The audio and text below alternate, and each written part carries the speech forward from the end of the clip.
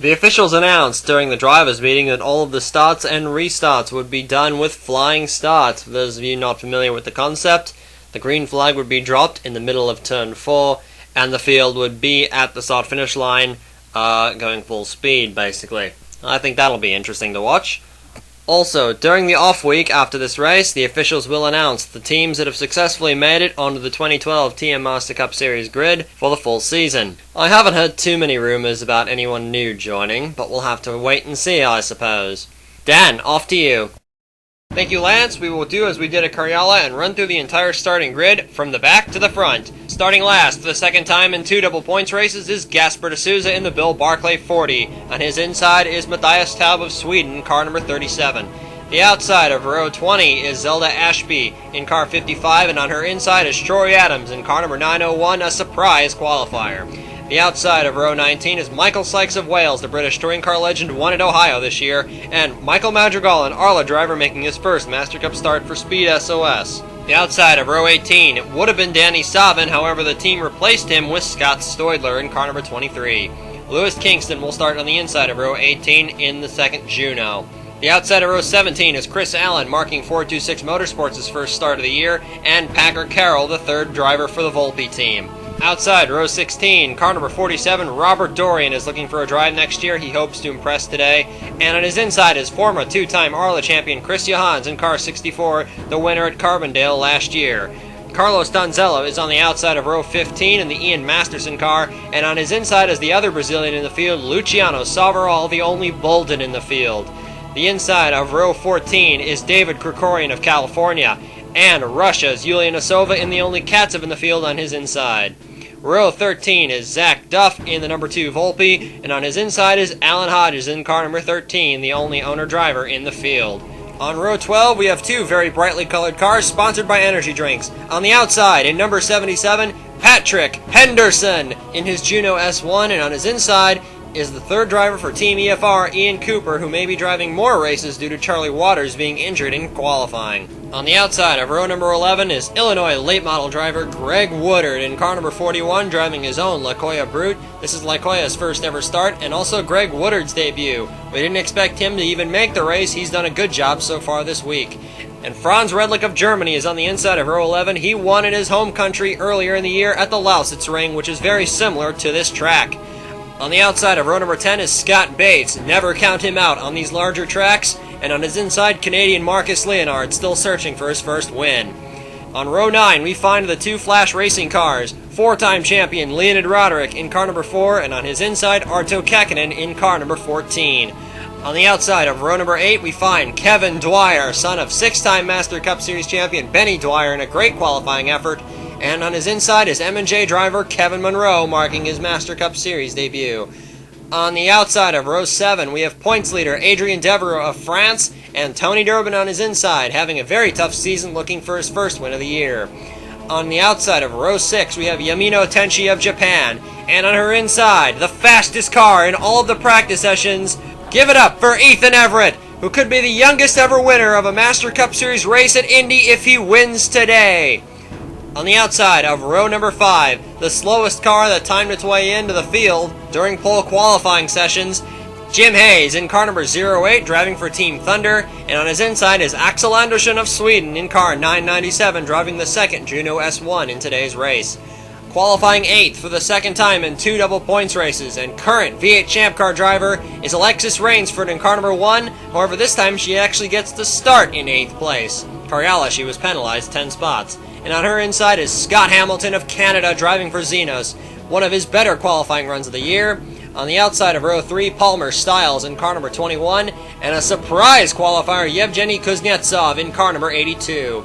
On the outside of row 2, Chris Davenport, that is an Omeka MAO2 with a Volpe engine in it, so we know he's got some power under that car. And it is inside Curtis Darcy, the third driver for Ocean Team Lennard. Tyrone Stanley starts on the outside of the front row. The former Cariala Grand Prix winner had a very quick car in all of the practice sessions. And taking out the Delano Pole Award for the first time in his career, Tom Delgado, the winner of the season opener at Las Vegas. There were a lot of big names that failed to qualify for this race, including all of the Majestic Motorsports cars. Jacques Bouvier, Dale Roswell, the 1989 Series champion, and Rene Ricarmier. Scott Stoidler failed to qualify, but of course the team switched Danny Sabin for him. Avery Holtzman failed to qualify in car number 95. He entered the race third in points, but the Gesslers just are sliding through the field, and I'm not quite sure why yet. You'll also notice in car number 10, Charlie Waters failed to make it out of pre-qualifying. There was a massive crash when Waters smashed into the side of the Jacob Eicholt's car at about 215 miles an hour. I do not believe Waters is going to be returning to that car for the rest of the year due to the injuries he sustained in that crash. We do wish the best for him as well. You'll also notice on that list Mike Whitmore, the Road America winner, and Matt Taylor and Taylor Silverman in the two Fortner Motorsports cars failed to make it out of pre-qualifying. Jacob Eicholtz was involved in that massive crash. He is all right, fortunately. He got out. He was very, very lucky to get away with that. Anyway, let's have a look and see how flying starts work. The officials said they were giving the green in turn 4. They've done so. Tom Delgado leads the field, and it looks like he's going to get a great start. Tyrone Stanley took it very, very easy. And you'll notice Stanley is going to fall into the clutches of Curtis Darcy. We're going to see if anyone passes a car in the same lane as they are on the inside before the start-finish line. Of course, you can't do that in this series. If you pass another car that's in the same line you are before the start-finish stripe, you can get called in for a drive-through. Palmer Styles going for second very early on. Curtis Darcy in that 38 car said he was going to go in attack mode, but it looked like Palmer Styles is really going for it in that Renac 21 car. It's a black and yellow car right there. Also noticing a bit further back, I see that is Adrian Devereaux, the championship leader, Axel Andersson, and that yellow car, Scott Hamilton. Kevin Dwyer in the 72 car, this Royal Blue 72, is moving towards the front of the pack. Dwyer looks like he's had a great start so far in this 72 Ameca. Troy Adams, on the other hand, is doing exactly the opposite. He appears to have lost the pack a little bit. This is his first Master Cup start. He may have just been trying to take it easy, but looks like he took it a little too easy. Jim Hayes in the third Tenair Thunder, well, actually the only one that made the field. It's the third car in that team. Trying to make headway, but not quite. Tenchi tries something on the outside, and Jim Hayes getting very aggressive early on, but Hayes is going to have a challenge from Kevin Dwyer. He shuts the door on him. Looking off the back of Tom Delgado's car, Hayes tries again, trying to get around that 46 car of Scott Hamilton. It's early on in this 104-lap race, and Delgado's loving the sight of this. Everyone else battling for position. Delgado having a great start to the race. Dwyer has a run in on Hayes, and Kevin Dwyer is marching towards the front. He's got Marcus Leonard and Arto Kekkonen in tow. Kekkonen was very quick during pole qualifying, but didn't get a top 10 starting berth. This wasn't quick enough, but Arto in that 14 car is very, very fast. Kevin Dwyer having a strong run, but he eventually goes high and drops back. Alan Hodges in the 13 car is going to make a run at Tom Delgado's 837 Tirade Nemoto. And he's got the other Nemoto of Yamino Tenchi right behind him. And then Ian Cooper in that bright orange car. So we've got some very quick cars up towards the front. Robert Dorian, and I see Ethan Everett as well, marching his way towards the front of this field. Alan Hodges makes a move on Tom Delgado on lap 11. And he's going to move to the inside of the Nemoto. And Alan Hodges is going to move into the lead. So we have our first lead change of the day. Looked like everyone just played it easy at the start. No real shenanigans going on so far. Hodges assumes lead of the race. Hodges from Wales has said he is going to make an announcement regarding his team during the race at Michigan in a couple of weeks. We'll have to see what that is about. I'm pretty sure that means that he'll be back with Adrian Devereaux in those two cars. You notice Robert Dorian in that green 47 car. He's looking for a drive next year, and he's making the most of this opportunity. He's running second right now. Moves Tenchi out of the way. No bump and run there. Scott Hamilton in trouble. Looks like a puncture on. Looks like he's got a tire slowly going down on that 46 car. He brings it into the pits. Troy Adams has now completely lost the pack in this 901 car. He needs a caution, and he needs it badly. So, problems already for Troy Adams. Not quite sure why he's that far back. Ethan Everett, car number 11, has worked his way up to second place. And one of the young stars of the future, Ethan Everett, is trying to make a move for the lead. Alan Hodges shuts the door. But Ethan Everett from Massachusetts is not giving up. Here he comes again, trying to get around Alan Hodges, but he's got the Gessler behind him. He has the Gessler of Franz Redlich right behind him. Everett is trying to hold off the 94 car, but here he goes, without any help with them. Ethan Everett makes a bid for the lead coming into turn 1. And Ethan Everett, in an awesome move, goes around Alan Hodges, and Everett takes over the lead of the race. So Ethan Everett, car number 11, the MHL machine, to the front. Defending Master Cup Series champion and defending race winner Alexis Rainsford is slowly creeping her way towards the front. After dropping back early on, she is really marching forward in car number 1.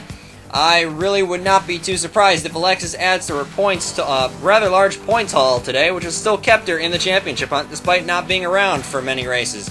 Michael Madrigal has now moved towards the front after shuffling Ethan Everett out of the lead, and Axel Andersson in second in this shot, Tony Durbin in third.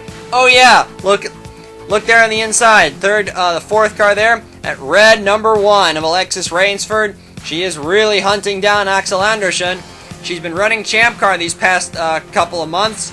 She hasn't been running at the finish too often in Champ Car, but she does have a pair of 10th places to show as her best results to date. Fortunately for Troy Adams, we had a debris caution on lap 18, and this would bunch up the field, and this would be a big break for Adams, who had dropped a long way off. Here he is, car number 901. Scott Hamilton in the 46 car, however, he was not hoping for that yellow. He, of course, is a lap down. Alexis Rainsford leads as we have our second flying start of the day. Rainsford gets a good start. Looks like a clean start for the most part from what I can tell. Oh, we got problems with the 3 car. The Bolden of Luciano Savaral. Well, he's going to hit the pit lane. He's going to be in there for quite a long time. Leonid Roderick gets a very slow start. But look at this. Robert Dorian passes Roderick clearly before the stripe. And you'll wonder what's going to happen there because several cars are going by the 4, and the rule is it's only the first car to go by another car on the inside that would cop a penalty. So Roderick clearly has a problem. So I don't see any reason why. Contact with Troy Adams. Wonder if Roderick's spotter didn't tell him that the 901 was there. But it's the first car to pass that would be copped for a penalty unless there's an obvious problem. Robert Dorian, number 47, you saw the graphic there. Dorian was pretty livid about that, but you jumped the start, son. I don't see what you're complaining about. 4 car had a slow start. Don't pass him before the stripe. Simple as that. Roderick is clearly dropping back. David Krikorian in that 66 car actually missed the start. They went to top off fuel in the MRD car. So it looks like the 66 team rolling the dice on strategy just a little bit and hoping to stretch his fuel just a little bit more. However, it appears to have cost him just a little bit because DK has lost the pack. Scott Hamilton's in front of the whole pack right now, and that's irritating Palmer Styles in the 21 a little bit. They dispatched Alexis Rainsford's Volpe fairly quickly. The Volpe doesn't seem to be quite as fast as was expected. Looks like the 21 car moving towards the lead. I see that is the 08 of Jim Hayes having a pretty strong run. Looking a bit further back, Yulia Nasova in the number 34 Katsev having a fairly strong run so far. This is the fastest we've seen the Katsev cars since their home race in Russia, really. Robert Dorian in car 47. Yeah, leaders are catching him too, and that's a bad day for both Xenos cars. It's going to put them both a lap down. And Robert Dorian at this point in time, you can't imagine he's terribly happy about being put a lap down by the leaders. And especially with the fact that he got a stop-and-go penalty for something he doesn't think was right. So do you think Robert Dorian's going to play nice? No, of course not. Robert Dorian is jamming up the field quite a bit, and he has no intention of getting out of the way, and he's blocking the leaders. Oh, problem! Alan Hodges, the 13 car, has got a problem. You'll notice whatever it was, it clearly startled him a little bit because he let off and almost the 41 car of Greg Woodard almost ran into the back of him. So that is going to take Alan Hodges out of the race very early. It looks like that's an engine problem.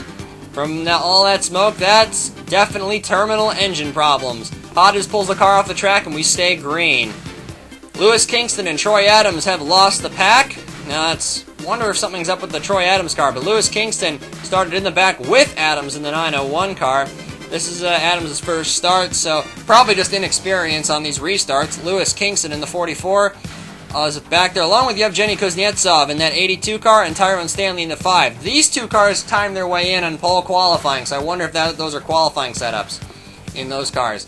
Hodges' engine failure really just startled some of the cars in the back, and that split the pack up a little bit. You'll notice that Robert Dorian is still not playing nice with the top 4 runners. And you'll also notice that running in 5th, I believe that's Yulia Nasova's car. Behind Tony Durbin, that's Yulia Nasova. Nasova in 6th place. Right front tire going down on the 23 car of Scott Stoyler in this rather messy-looking paint job, and he brings the 23 car into the pits right now. Not too many people were happy about Scott Stoyler replacing Danny Savin for this race, but that's just the way it is. Luciano Savaral returns to the race, however, he's many laps down. I don't really see what the point of Bolden bringing Savaral back into the race is, but, well, car number 3 returns to the race. However, I don't really think he's going to be passing anyone except Alan Hodges at this rate, and that's only because Alan Hodges is out. Luciano's had a pretty tough season with the Bolden, and it's been a series of mechanical failures that has left the Brazilian very demoralized and reportedly looking for another drive. The ills that have been plaguing car number 4 have clearly not fixed themselves, and Leonid Roderick at this point is just staying out hoping for another yellow. This number 4 car was quick and practice. Oh no. Well, looks like the leaders have caught him, and I can understand Roderick fighting to stay on the lead lap. On oval tracks, that's sort of a different etiquette with back markers. You really can't blame somebody for trying to stay on the lead lap, because if they're on the lead lap and they catch a caution, they're all of a sudden back in the race. So I really don't blame Roderick for fighting as hard as he could to stay on the lead lap right there. But it looks like Roderick has been hearing some of the complaints that Robert Dorian made about that restart, and you're going to see in just a couple of seconds what he thinks about Robert Dorian complaining about it. There you go. Roderick holds up the 47 just a little bit, and it looks like after the leaders he's going to hold his line and let everyone else through. But this is going to spread the pack out quite a bit. Ethan Everett in the lead, Adrian Devereaux in 2nd, and Tony Durbin in 3rd. I can understand why Leonid Roderick and the 4 team would make that kind of judgment call to keep him out that long. However, it just didn't turn out right, and it looks like it's caused problems for other people. So you really can't blame them for that strategy. It just didn't work. Ethan Everett is now in the lead of the race, the young American superstar trying to make his name for himself. He's really not had a good opportunity with that Rick Milligan car. Those cars are not as good as the 2 cars behind him. He's making the most of this opportunity, however. Roderick in car 4, he's still holding his line, but I don't see why everyone else is hesitating so long to get by him. The only reason he's hogging the inside line in the turns is because if you stay high in the corners too long, you're just going to shoot up into the... there's really no high line around in these turns, so if you stay up there, you're just going to get in the gray and you're going to find yourself in the wall. So I really can't fault Roderick for any of that. Adrian Devereaux and Tony Durbin are having a pretty good battle for 2nd place, and it's good news for Ethan Everett because this means he's going to be able to hold on to that lead, but it's going to... Oh! Devereaux just hit the wall! Car number 26 has hit the wall. He was too high off turn 4 and hit the wall. So, Devereaux in that 26 car just pushed it too hard. And there's Yamino Tenchi going around Tony Durbin. This 831 car has been really fast, and she's dispatched Ethan Everett, and Yamino Tenchi, the Japanese driver in a Japanese car, moves to P1. So Tenchi into the lead. Lap 42, Matthias Taub and Tyrone Stanley have pitted. Hit the pit lane. Lap 43, most of the rest of the field pits. Adrian Devereaux in the 26 car has been slowing, though. He's slowing down way earlier than usual, and remember when he hit the wall just a couple laps ago? Well, that caused terminal suspension damage, so in case you were wondering why Leonid Roderick was not running that high on the racetrack, well, now you know why. Looked like Devereaux ran too high, and he's out now. Points leader entering this race, Palmer Styles and Tony Durbin pitted 1 lap later than everyone else. That appears to have been a little bit of a mistake. However, they're not too far behind Yamino Tenchi. Greg Woodard, look at that, 5th place. Greg Woodard in the Lakoya. David Krikorian, the 66 car. That pit strategy sure worked for the MRD bunch because DK is now P9. Some of the other guys looking there, Patrick Henderson in car 77, and Chris Allen in his return to the series in the 426 car. But looks like, well, when you have packs spread out like this, inevitably some of them are going to run each other down. Greg Woodard in the Lakoya and Zelda Ashby in the Juno are having a great battle for 5th place. This is an awesome job for the Lakoya bunch because nobody expected them to qualify, and here they are running at the front. They weren't really very strong in the big draft packs, but by themselves, that Lakoya Brute is very strong. So it looks like Woodard clearly knows what he's doing out there, and looks like no one's having too many problems racing with him. Ian Cooper and Marcus Leonard, good friends, just right behind those two cars. And then you got a pretty big pack headed up by Franz Redlich and the Gessler. I don't know, but I really think that the Gessler just is suffering from a lack of leadership in that team. I wonder if it's just Franz Redlich has no experience with being a team leader, or what the deal is over there, but looks like they just haven't been able to keep up the development pace for whatever reason. Leonid Roderick moves high out of the way and lets this big pack go right on by without a problem, and they clearly don't have any problems getting by the 4 car, and whatever problems he's been having haven't fixed themselves. Greg Woodard and Zelda Ashby have caught up with Ethan Everett, and they're going to try to use Everett and hunt down the leaders. Luciano Savaral, more problems for him. He pits, and he's going to be in the pits for quite a while. Oh, Tenchi very high on the racetrack. Way out of the groove there. Cuts down in front of the lap car of Robert Dorian in the 47, and she's going to go around Roderick again. Jeez, Roderick's day can't get any worse, can it? And Roderick is going to... Oh! Yo, no! Tenchi's blown up from the lead of the race! The Nemoto is done, and she was out in control of this thing. So Yamino Tenchi's day is over just like that. And Palmer Styles assumes the lead in the Omeka MAO2. Palmer Styles, we know he's very good on some of these flat tracks, and problems for Greg Woodard. There's a tire going down in the Lakoya, so huge disappointment for the Lakoya team. They have to bring that car in and service a tire going down. Looks like Marcus Leonard and Ian Cooper have been caught by the 3rd pack. And now Ethan Everett has moved into the lead. So a wild turn of events in just only a lap and a half sees Ethan Everett in the lead. But then we had a green flag pit stop cycle in lap 63. Ethan Everett leads the field, and Ian Cooper in that orange car came into the pits way too fast. I wonder if he just made it under the speed limit, because I can't imagine that wasn't going too fast. Palmer Styles pitted a lap after Tony Durbin, who pitted a lap after that large pack. Ethan Everett is in the lead.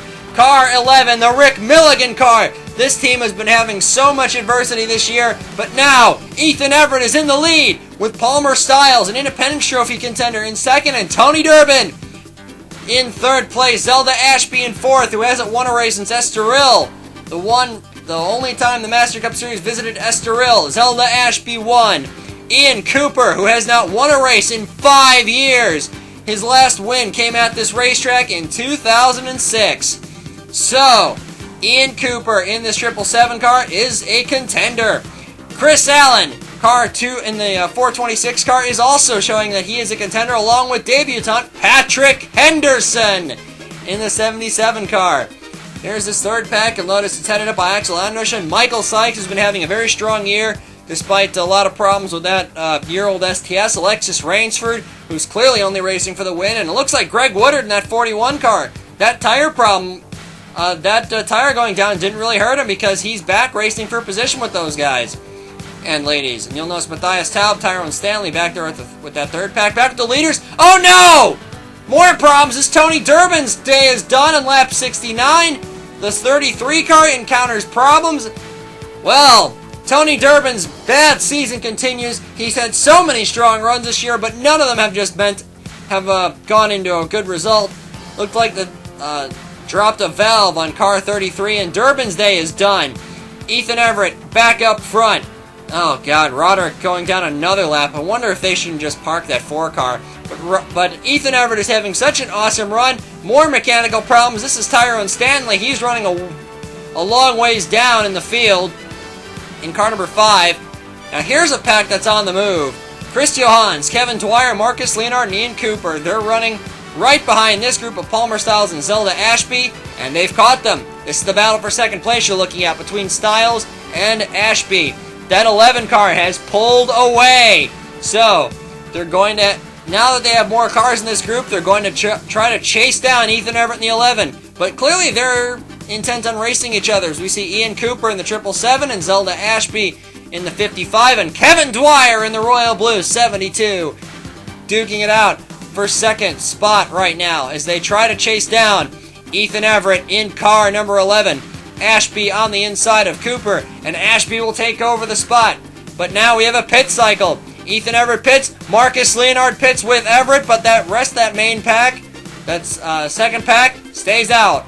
We're on lap 91 of 104. Kevin Dwyer, car 72, has put himself in a position in his third Master Cup Series start to take his first win. But Ethan Everett has a huge lead on these cars, but they are running him down because it's a lot easier to run fast when you have a lot of cars running in a train like this. But look at these other cars in this group. Marcus Leonard never won a race. Chris Johans hasn't won in over a year. Zelda Ashby in that 55 car hasn't won in a couple of years. And Ian Cooper probably has the longest losing streak of all drivers on the circuit right now. Palmer in car 21. They've got Greg Woodard with them in this second group. Alexis Rainsford, Arto Kekkonen, and I see Patrick Henderson in there as well in the 77 car, that bright yellow car. Carlos Donzello in the MA01, that's last year's Omeka, is on the tail of this pack in that forest green car. We're looking off the rear bumper of Ethan Everett in car number 11 as Ian Cooper's car just gets larger and larger. But here he comes in his mirror. And here comes Ian Cooper in that EFR Journey LSX, a car that has never won a Master Cup race before. Cooper is on the attack with just only a handful of laps to go, but Everett is doing his best job to hold him off. Oh, we got a problem. I think Chris Johans' a tire going down. Huge disappointment for the Tremwell driver, as I see Curtis Darcy making up a huge amount of ground on Marcus Leonard, and Curtis Darcy catches up to the lead draft train there. So Chris Johans is going to have to change the tire on that car and bring his car back out. Greg Woodard, car 41, another tire has gone down on the LaCoya. However, this time he ran over debris on the racetrack. So a huge disappointment for Woodard. He had a great result coming, but I think he can pat himself on the back for a job well done today, regardless of what happens. Ian Cooper makes a move for the lead with just 8 to go. Ian Cooper in the 777 car is making a move around Ethan Everett. I think Everett played that one very safe because Ian Cooper is known for making the bonsai move at times. And now he's going around Robert Dorian and putting another car between himself and the rest of the pack. Ian Cooper is on attack mode right now, and there's Roderick in the second orange and black car, number 4, who's had probably the worst day I've ever seen Leonid Roderick have in a long time. Kevin Dwyer is going to be split off from Ian Cooper, who gets a huge lead because of those lap cars. But Dwyer, Curtis Darcy, and Marcus Leonard have just enough time to catch Ian Cooper and still have a good battle for the win here. There's still enough time for them to dislodge that car from the lead. Late in the race, Zach Duff in car number 2 has problems with this car. The Volpe engine finally gives up the ghost. Duff wasn't running particularly well. He was running in 24th place at the contact between him and the Kevin Monroe car, who's also had kind of a nondescript day. So Zach Duff's day goes from, well, bad to worse. Duff's day is over. Franz Redlick's engine gives out on him when he was running in 12th place. He pitted, it looks like, for problems with this car, and it looks like they've come back to him. 4 laps to go. The battle for the win is on. They've caught Ian Cooper in the 777 car. Marcus Leonard, Kevin Dwyer, and Curtis Darcy have never won a Master Cup race, and Ian Cooper has not won in 5 years. Ian Cooper trying to hold on to the lead. Marcus Leonard runs him down, but Curtis Darcy has a good run on Ian Cooper. He takes over second with just a lap to go. And now, Curtis Darcy's trying to make a run on the 777 car, but it's not enough. And Ian Cooper wins at Indianapolis. His first win in 5 years in this series when he was running for what is now known as Team SAR USA.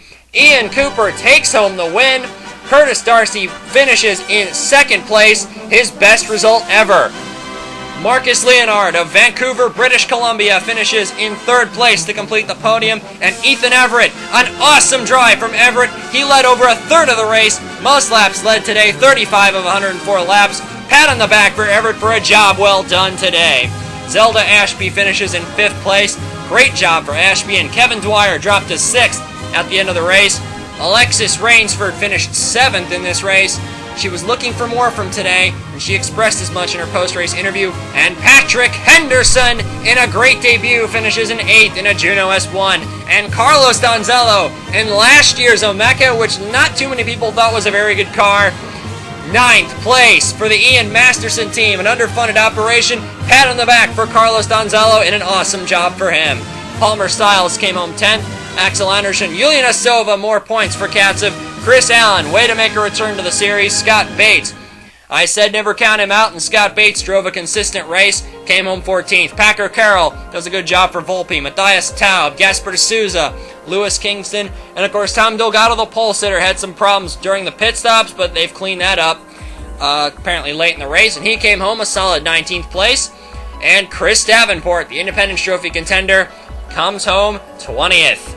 And let's have a look at the TM Master Cup Series drivers' points leaving the round of Indianapolis. Adrian Devereaux still leaves with the points lead despite retiring very early on. Alexis Rainsford is just 1 point back from the Frenchman.